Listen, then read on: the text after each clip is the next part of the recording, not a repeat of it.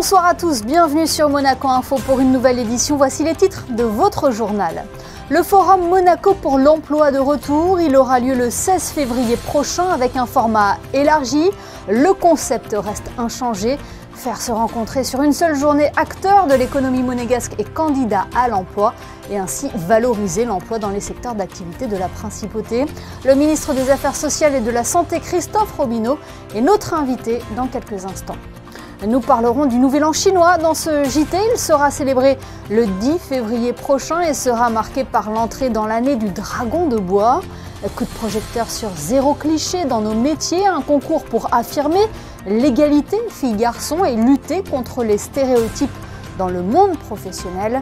Et puis le chœur de l'opéra offre un concert unique en présentant sur scène un requiem allemand de Brahms. Reportage à retrouver à la fin de ce JT. Fort du succès de la première édition en septembre dernier, le gouvernement princier a décidé de reconduire son forum Monaco pour l'emploi. Il aura lieu le vendredi 16 février au Grimaldi Forum, dans un format annoncé plus élargi et donc plus ambition, l'occasion de permettre aux demandeurs d'emploi et aux entreprises de la Principauté d'échanger et de créer des opportunités professionnelles. Pour en parler, le ministre des Affaires sociales et de la Santé est notre invité du JT ce soir. Bonsoir Christophe Robineau. Bonsoir Émilie. Cela vous paraissait évident d'organiser une suite à ce forum de l'emploi en Principauté après le succès de la première édition? Cela me paraissait en tout cas répondre à un besoin évident. Le succès de la première édition a souligné les attentes et les besoins tant des employeurs que des candidats à venir sur finalement une manifestation qui leur permet d'avoir accès et à l'emploi et à toutes les explications, questions qu'ils auraient à poser à tous les représentants de l'administration et des caisses sociales. Donc je crois que oui, ça nous paraissait évident qu'il fallait renouveler cet événement. Oui, les chiffres évoqués, 3650 visiteurs, 180 employeurs représentés, des embauches avaient été conclues aussi à l'issue de ce forum. Oui, tout à fait. Alors, j'ai jamais réussi à savoir combien en définitive ont été conclus, parce que tous les employeurs ne nous ont pas fait le retour, mais des établissements comme certains hôtels de la Principauté nous ont dit avoir embauché jusqu'à 10-12 personnes le jour du forum, alors même que nous n'étions pas dans une période où on recrutait les saisonniers, et c'est la raison pour laquelle nous avons positionné cette nouvelle édition au mois de février, ce qui nous permet non seulement de monter notre stratégie de recrutement pour l'année de toutes les entreprises qui ont une activité annuelle, mais aussi de faciliter le recrutement des saisonniers, notamment dans les secteurs du tourisme, de l'hôtellerie, de la restauration. Donc je crois que c'est la période la plus propice à renouveler cet événement de façon annuelle. Est-ce que c'est la preuve aussi de l'attractivité de la Principauté? C'est un bassin d'emploi très actif sur la Côte d'Azur. C'est un bassin d'emploi essentiel pour la région PACA. 85% des salariés de la Principauté sont des pendulaires, des transfrontaliers, ce qui montre à la fois l'attractivité de la Principauté, mais aussi l'importance du bassin d'emploi de la Principauté pour toutes les communes voisines et même au-delà des Alpes-Maritimes. Sur la première édition du forum, j'ai rencontré des candidats à emploi qui venaient de Paris, de Belgique, et qui, ayant entendu parler de ce forum, ont fait la démarche de se déplacer pour venir candidater, en tout cas explorer les possibilités d'un emploi sur Monaco. Donc Monaco attire. Monaco est une cité, une ville-État dynamique qui se développe, qui continue à développer ses entreprises. La richesse de Monaco, c'est la richesse des entreprises, c'est la richesse des salariés et c'est la pérennité de notre régime social.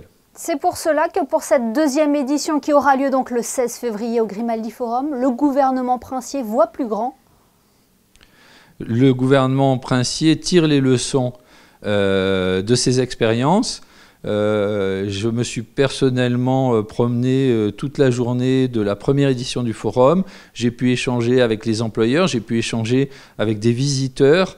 Il était évident qu'il fallait grandir, qu'il fallait adapter le concept, qu'il fallait mettre en place une organisation plus pertinente et performante, avec notamment ce qu'on appelle un mapping, c'est-à-dire un plan du forum avec les zones d'activité, leur localisation dans le forum pour permettre aux candidats à un emploi qui recherchaient tel type d'activité de se rendre au bon endroit et de ne pas faire, comme malheureusement on a pu y assister lors de la première version, une longue queue avec parfois une déception en se rendant compte que ce n'était pas forcément ce secteur-là qui intéressait. Donc on a pris tous les retours, on les a exploités, on essaye d'améliorer et on continuera à le faire, c'est-à-dire qu'à l'issue de cette deuxième édition, nous aurons un débriefing, des rencontres avec les employeurs pour essayer de faire évoluer de façon dynamique le concept de Monaco pour l'emploi. Monsieur le ministre, on l'entend dans vos propos, ce forum est vraiment un événement gagnant-gagnant pour les employeurs et pour les demandeurs d'emploi. Alors je crois que c'est du gagnant-gagnant, non seulement pour les employeurs, mais aussi pour les salariés, mais également pour le gouvernement. Le gouvernement princier s'investit au travers des politiques publiques dans différents secteurs, et notamment dans l'emploi. On est là pour aider et soutenir l'emploi.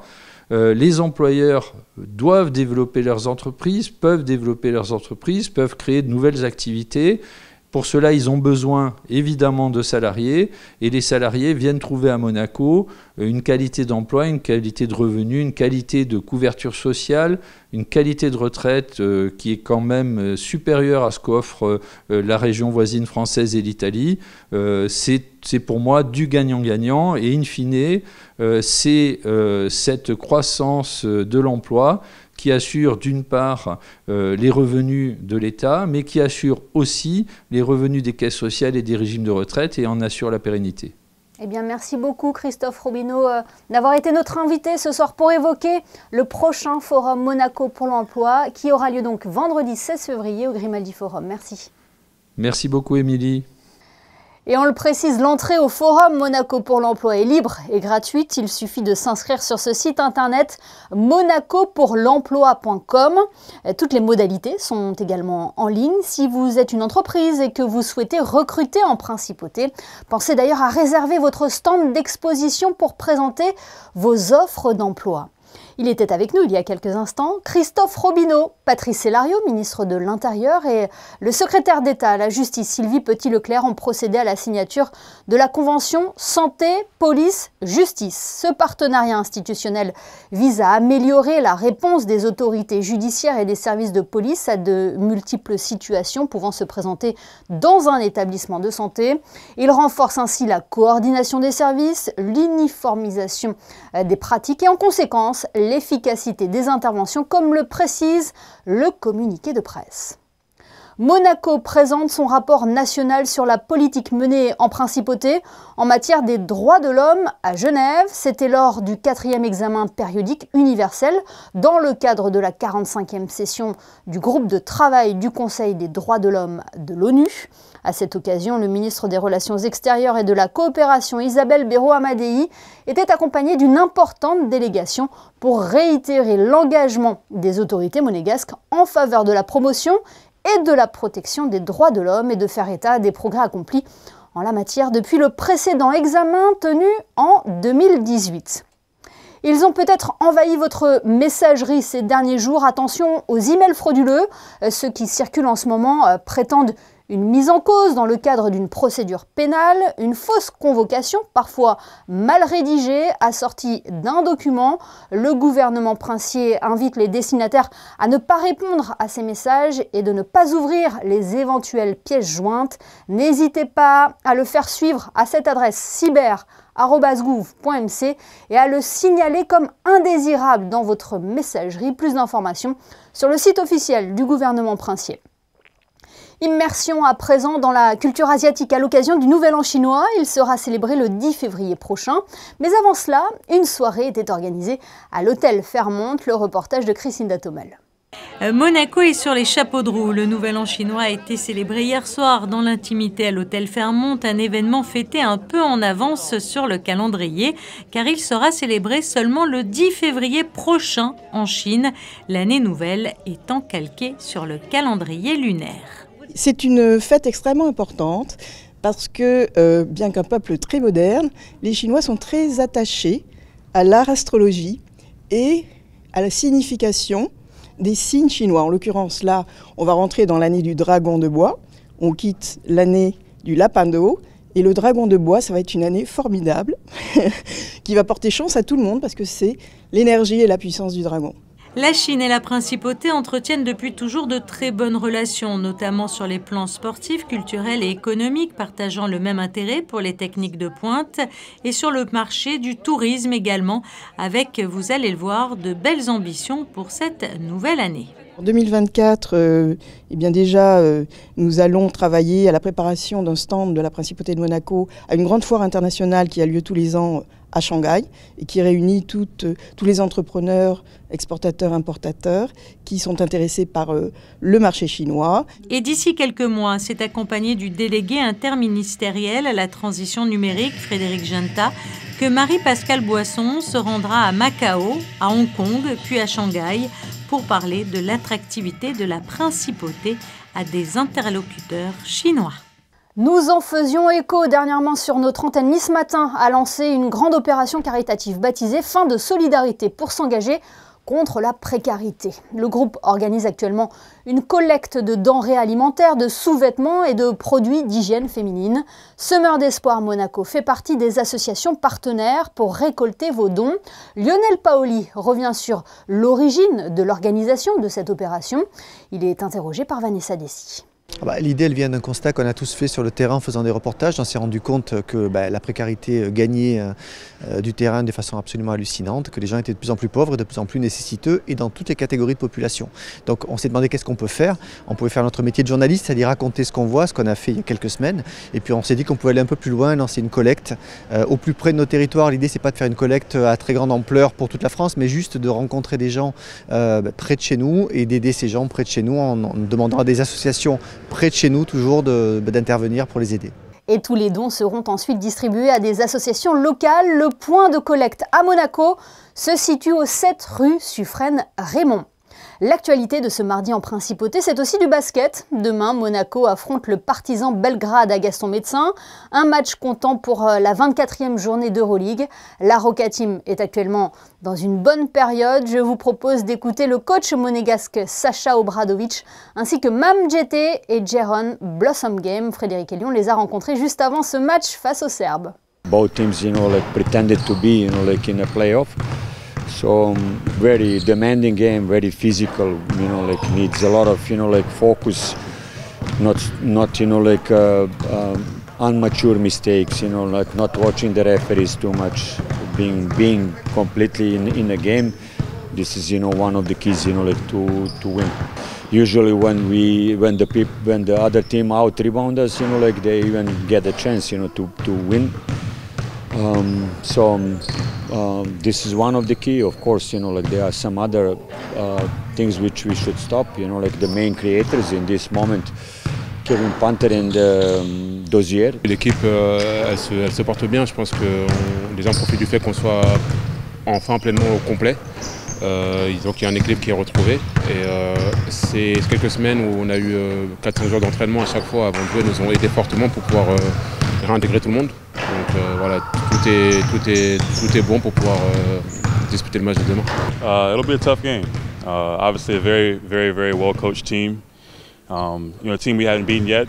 And I think a lot of the guys point back to the game in Belgrade this year, where it's a pretty emotional game for us. So we want to keep building on what we're doing. I think looking at that game last week in Ephes was a very difficult game, but we showed our character and who we are. I think a lot of people forget that we're a Final Four team and we have a lot of experience on this team, so you can't count us out.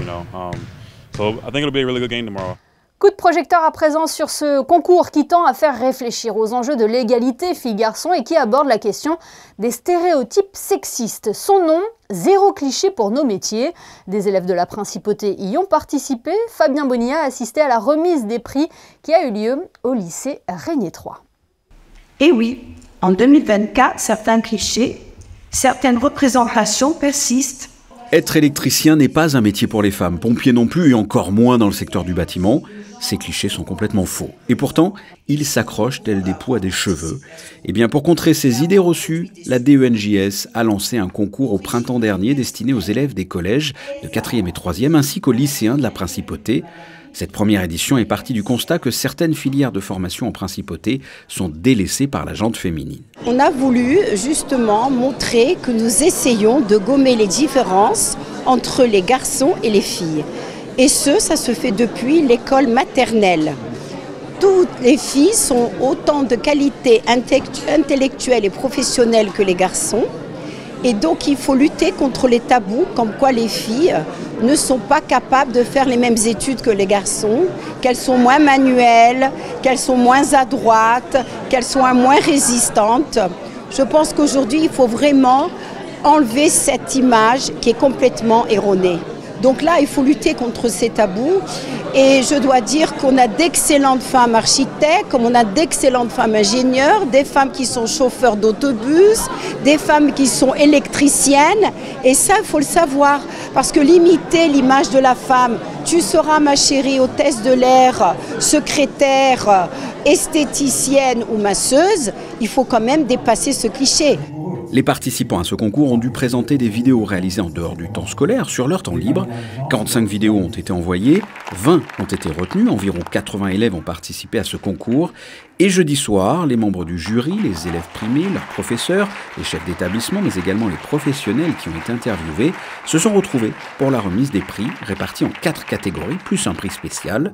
Les thèmes abordés, les métiers de l'hôtellerie, de la restauration, l'ingénierie, l'électricité ou encore par exemple les métiers du bâtiment, des filiales jusqu'à présent souvent désertées par les femmes. On a suscité la créativité des élèves qui n'y connaissaient rien en audiovisuel. Donc à la fois, j'ai remarqué que des élèves avaient vraiment des talents de grande éloquence. Des élèves s'exprimaient extrêmement bien. Ils ont fait des recherches, ils ont travaillé leurs questions, elles étaient pertinentes, rigoureuses. Parfois, elles n'hésitaient pas de choquer même celui ou celle qu'elles interviewaient. Et donc, j'ai beaucoup aimé leur spontanéité. C'est gentil, merci. Il s'agissait là de la première édition de Zéro cliché pour nos métiers. Et fort de son succès, une deuxième édition est déjà prévue. Après le cinéma de Beaulieu dimanche où ils ont présenté leur film Tralala, les frères Larieux, Arnaud et Jean-Marie étaient au Théâtre des Variétés lundi soir pour une masterclass de cinéma intitulée « Espèce d'espace », le reportage de Frédéric Hélion sur des images de Lionel Bernardi. Un grand-père cinéaste amateur, un oncle dans le monde du cinéma animalier, des sorties en montagne en famille. Les frères Larieux ont découvert le cinéma très tôt avec un vrai rapport à l'espace, une notion que l'on retrouve dans leur film aujourd'hui et qu'ils sont venus présenter au Théâtre des Variétés lundi soir à l'occasion d'une masterclass intitulée « Espèce d'espace ». Nos films sont réputés pour se passer en plein air, dans de grands espaces, avec des paysages, des acteurs devant le paysage. Enfin, il y a vraiment tout un rapport dans nos films entre l'acteur et le paysage, parfois même jusqu'à l'histoire que ça raconte. C'est est-ce que l'acteur et le personnage vont trouver leur place dans un paysage. Donc on s'est dit, voilà, commençons par cet axe-là. Notre désir, je pense, de cinéma vient principalement, enfin au départ, sur le fait de filmer des paysages. C'est une vieille idée, est-ce qu'on met l'acteur pour mettre en valeur le paysage ou est-ce que c'est l'acteur, est-ce que c'est le paysage qui met en valeur l'acteur? Mais ça regroupe aussi l'idée d'avoir été un peu, de renouveler le thème, on va dire, du film intimiste, parce qu'on a souvent, par ailleurs, notre thème, ça a souvent été le couple, les rapports amoureux, les rapports de désir, mais encore une fois, au lieu de les tourner dans des chambres closes, on les a toujours tournés au grand air. Pendant cette masterclass organisée en partenariat avec la Fondation Prince-Pierre et l'Institut audiovisuel de Monaco, les frères Larieux ont échangé avec le critique de cinéma Jacques Kermabon avant une session de questions-réponses avec le public. Charles Aznavour aurait eu 100 ans cette année. Il avait donné son dernier concert sur la Côte d'Azur à Monaco. C'était en 2016 sur la scène de la Salle des Étoiles. Un hommage sera rendu à celui que l'on surnommait le Sinatra français au Théâtre des Variétés le vendredi 9 février par la compagnie musicale YG. Yveline Garnier y interprétera les plus grands succès de l'artiste. Musique toujours, mais dans un tout autre style, avec la mise à l'honneur du chœur de l'opéra, une volonté de Cecilia Bartoli quand elle a repris la direction de l'Opéra de Monte-Carlo. Après le Requiem de Verdi, c'est au tour d'un Requiem allemand de Brahms d'être présenté. Retour sur ce concert avec José Sacré et Lionel Bernardi.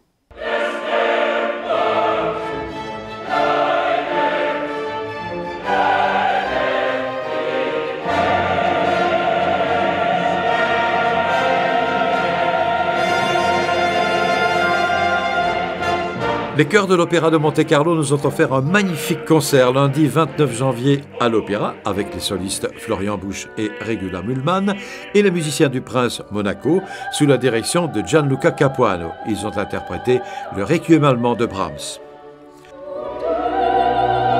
C'est un requiem qui veut consoler et il n'y a pas presque jamais la force du jugement de Dieu, comme dans Verdi parfois, qui est très fort.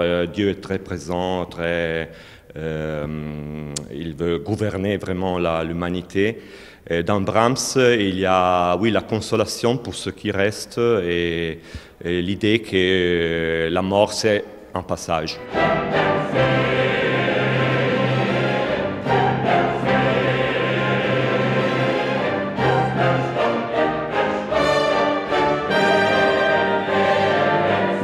Le chœur est habitué surtout à chanter l'opéra ici à Monaco, mais il était très content de commencer à faire de la musique symphonique, dans ce cas de la musique religieuse qui demande beaucoup d'efforts au chœur et de précision et d'engagement en général. Comme c'est toujours le cas, les musiciens du Prince Monaco jouaient sur instruments d'époque, de l'époque de Brahms évidemment. Le son change beaucoup. Et il n'y a plus de transparence et on entend beaucoup les détails, des détails que parfois avec les très grands orchestres on perd un petit peu. Et je suis très heureux d'arriver à cet état de développement historique et de conscience aussi historique pour les musiciens.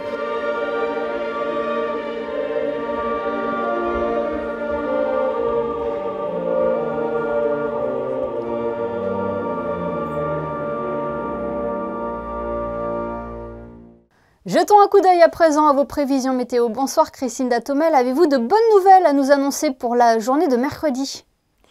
Bonsoir Émilie, bonsoir à tous. Demain, le temps sera au beau fixe. Alors même si quelques passages nuageux traverseront la région dans la matinée, le ciel restera cependant dégagé. Les rayons du soleil chaufferont, mais peut-être pas assez car les maximales s'élèveront à seulement 13 degrés. Un temps assez frais donc, avec un thermomètre qui pourra descendre jusqu'à 7 degrés. Demain, nous fêterons les Marcelles. Merci Christinda. Ce journal est à présent terminé, mais l'information continue sur nos réseaux sociaux et notre site internet. On fait un peu durer le beau temps ce soir avec les photos de Stéphane Dana et un mardi sous le soleil du côté du Larvoto. Excellente soirée à tous et à demain pour un nouveau JT sur Monaco Info.